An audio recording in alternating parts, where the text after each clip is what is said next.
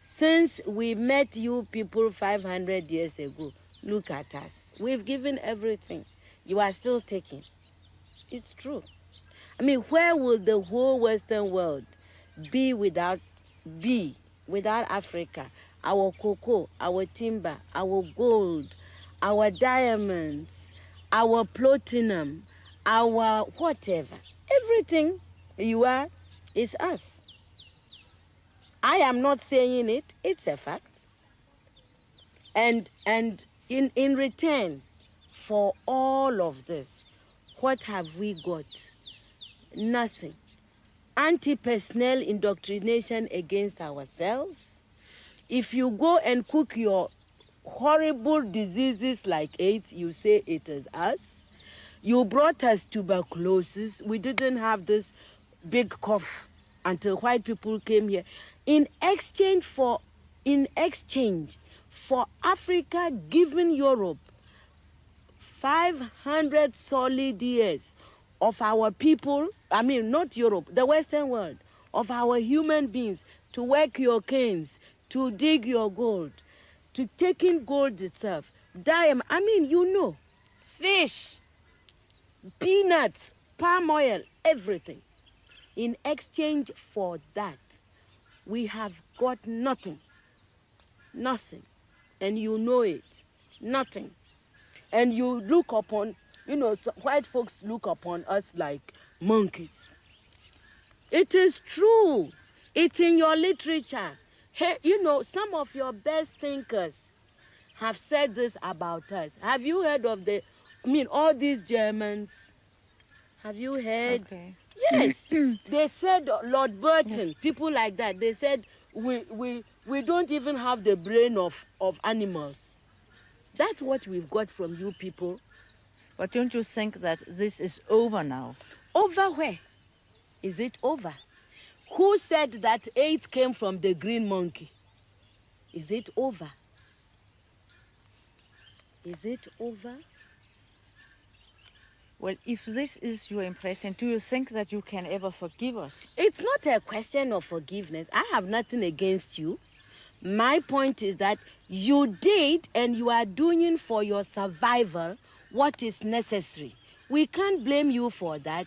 The fact that we didn't do enough for our own survival and we are still not doing enough for our survival, that is not your problem.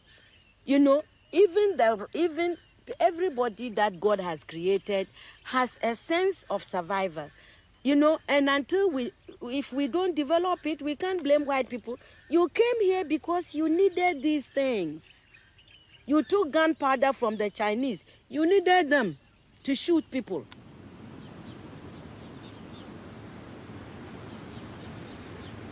I think that for me and members of my family, Elmina Castle has got a very, very special significance because they tortured my father's father, my real grandfather, to death there by the colonial government. So for me, I mean, when people like me talk about colonization, neo-colonization, it's not just because one is being intellectually smart. You know, I mean, we have personal touches with it. I mean, I cannot forget that this happened to my grandfather.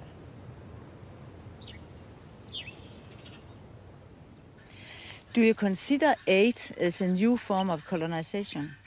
Of course. Why? That's why. You know, my people, the Akans, we have a proverb. It says that good morning, thank you, is never enough to salt anybody's food forever. You cannot build your life on thank you, morning, thank you, English, thank you, God, you know, which is what aid makes, you know, we are always receiving. Nobody, look, and I don't care who hears, nobody anywhere in this world is going to send you their best of anything. Do you see? neither the experts nor what I mean, people, you give us what you can afford. Aid is the leftover, really, and it cannot be enough. What I mean, aid, you can, when, you know, the world is, now the world is one place. So, there is nothing wrong if my house is in a crisis and you offered me something. There's nothing wrong, you know, because there is interrelationship. But a whole nation, a whole continent cannot live forever on aid. And I think aid is we are in Africa, we are in danger of making foreign aid a kind of policy that is wrong. I mean, I think that it humiliates our people. The people in the villages have not asked anybody to go around begging on their behalf. 7 polemiske bøger er det blevet til. Det er skuespil, noveller, en roman, digte og fortællinger for børn. Alt skrevet på engelsk, som falder Amata i due lettest. Bøgerne er båret af en ægte indignation mod et hvert magtmisbrug. Hos kolonisterne, men ikke mindst hos hendes egne. Well, I'm being a writer, really.